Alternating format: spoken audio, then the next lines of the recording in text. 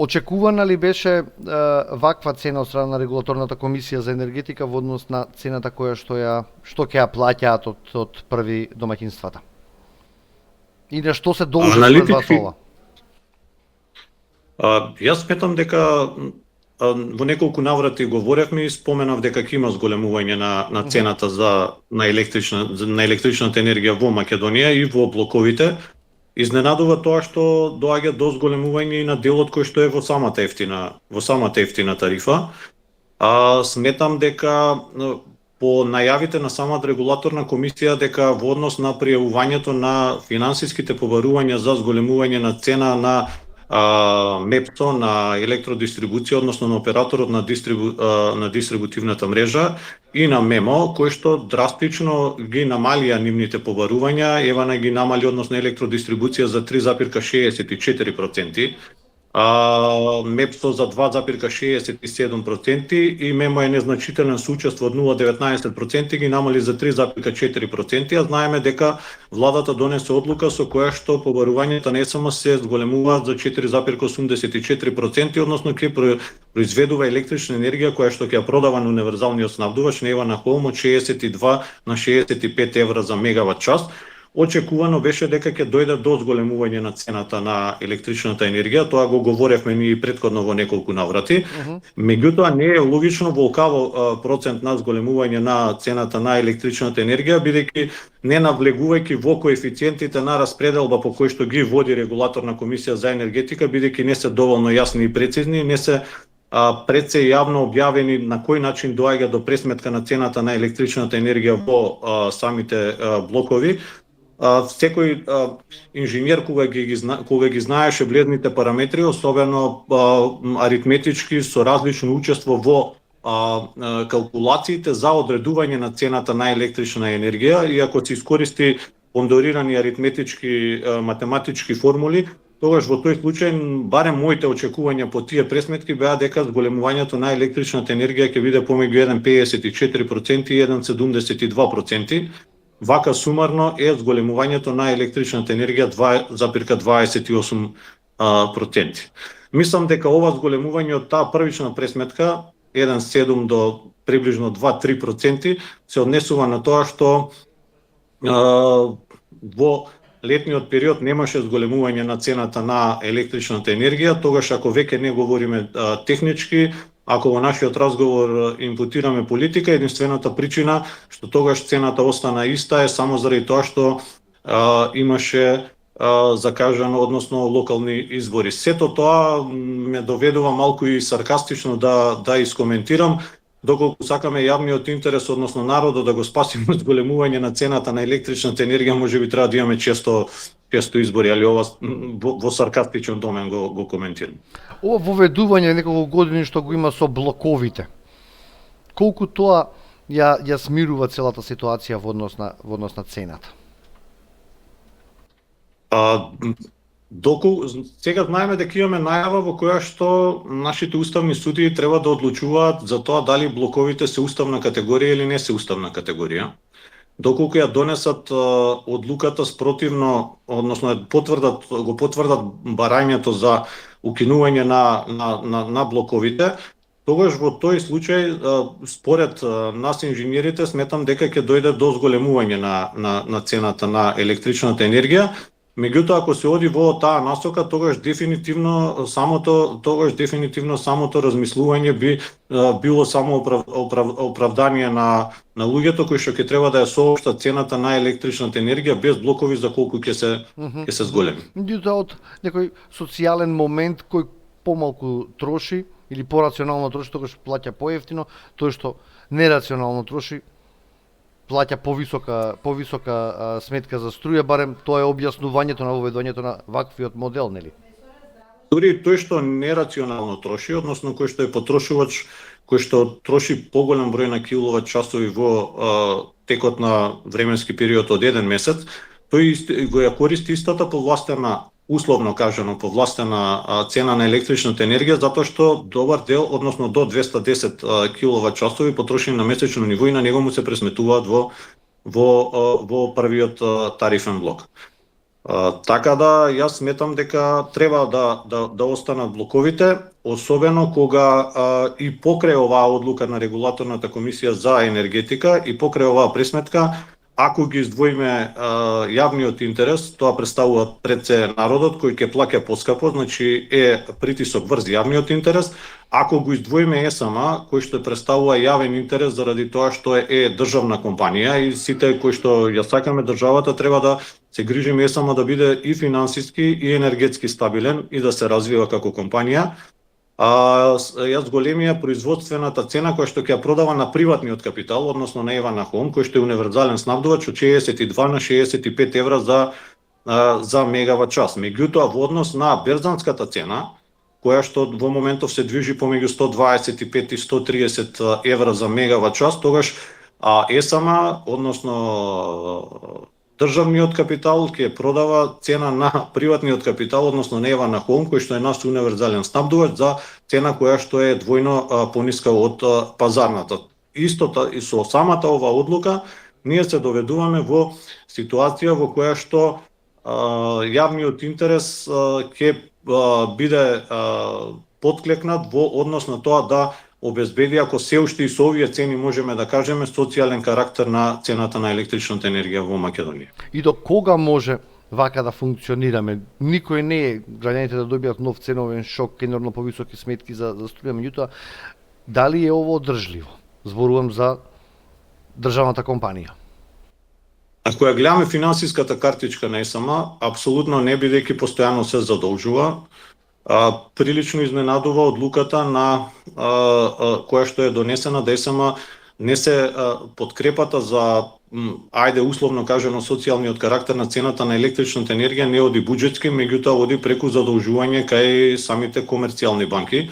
Сето тоа задолжување покрај задолжувањето финансиско овозможува и зголемување на тоа односно на тоа финансирање со предсе каматни стапки. Сето тоа го води моментално ЕСМ во ситуација во која што неговите побарувања односно неговите вкупни долгови се поголеми во однос на делот кој што го издвоивме ние од тогашното ЕСМ во 2006 година и го продадовме. Мислам дека сега моментално долговите и побарувањата по сите основи кон ЕСМ се повеќе од 225 милиона евра, за кој што ние го продадовме дистрибутивниот дел на нашата електрична мрежа.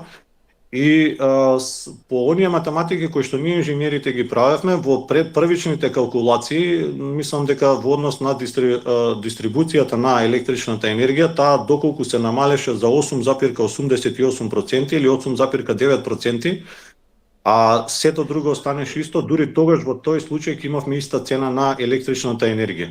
Вака неминовно беше зголемувањето на цената на електричната енергија, меѓутоа сето тоа генерира и во многу домени погрешна политика во однос на јавниот интерес на енергетскиот сектор во Македонија. Сакам да ми скоментирате предлогот на ЕСМ кој што денеска се разгледуваше на владина седница во однос на прогласување на водрена состојба во делот со енергетиката. Не можеме да набавуваме јаглен од Грција поради земјоделците кои што протестираат на евзони. Министерката за енергетика Сања Божиновска соопшти дека не треба македонските граѓани да стравуваат од некаква енергетска криза, меѓутоа колку ова е загрижувачки според вас? Дали навистина не треба да стравуваме?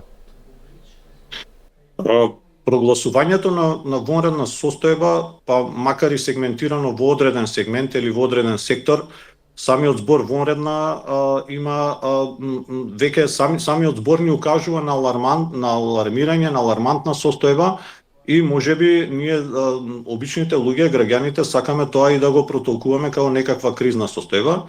Според објаснувањето кој што го дадоа нашите енергетски власти проследено преку искажувањето на министерката Божиновска, дефинитивно се со самата вонредна состојба се однесува пред се на набавката на мазут кој што е потребен за нашите електрани, бидејќи ние треба да бидеме свесни заради тоа што нашите најголеми енергетски умови укажуваа уште пред 20 на години дека тука некаде помеѓу 2025 и 2030 година веќе квалитетот на јагленот кој што претставува наше основно погонско гориво за производство на електрична енергија во рек Битола и во рек Лосломеј го губи својот квалитет и веќе не сме ниту во А класа, ниту во Б, веќе јагленот е со ниска калориска вредност и сите наши термоблокови се надополнуваат со погонско гориво кое што е мазутот. На берзите во Европа се помалку се произведува мазутот заради тоа што се користи, односно се е гориво кое што загадува.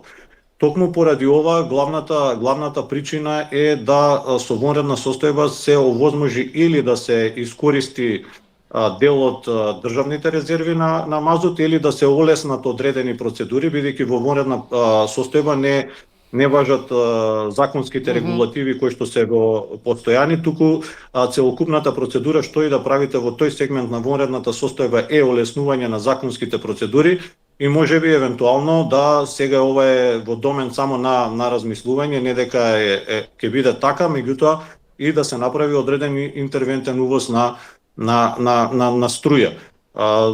Мислам дека најголемата вонредна состојба во моментов е финансиската картичка на СМ и неговите долгови. Тоа многу повеќе загрижува од можноста да во Македонија, барем сега во краток временски опсек, има некаков проблем со снабдувањето со електрична енергија. Се надевам дека нашите државни капацитети и производствени капацитети се барем во солидна кондиција. Направив лапсус место мазот јаглен, колкави се државните резерви, колку можеме да се потпреме на нив? Имаме информации?